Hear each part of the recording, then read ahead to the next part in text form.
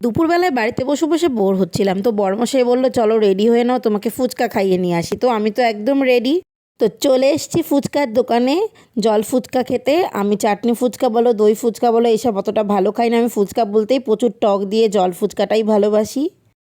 তো ফুচকা খেয়ে চলে এসেছি সংহতি পার্কে।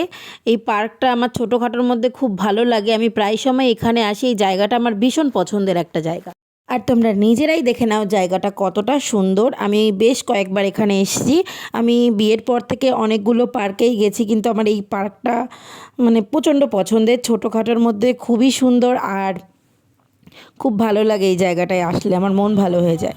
বিকেলবেলায় ঘরে বসে থাকার থেকে একটু ঘুরে আসলে দেখবে মন ভালো হয়ে যায়।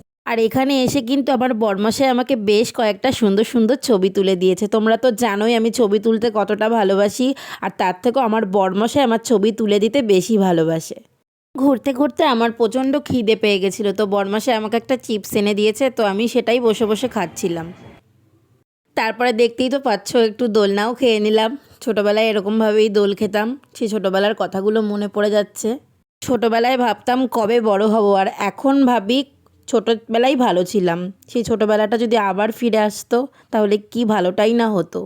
যদিও আমার এখনও মনে হয় যে আমি অতটাও বড় হইনি, কারণ আমার বরমশাই কিন্তু আমাকে সবসময় ছোটো বাচ্চাদের মতনই আগলে আগলে রাখে, কখনো কোনো কষ্ট বুঝতে দেয় না।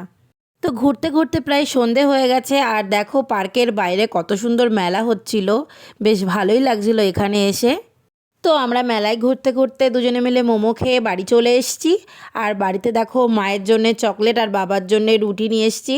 তো চলো আজকের ভিডিওটা এখানেই শেষ করছি, দেখা হচ্ছে অন্য কোনো মিনি ব্লগে। তো চলো টাটা, সবাই ভালো থেকো, সুস্থ থেকো।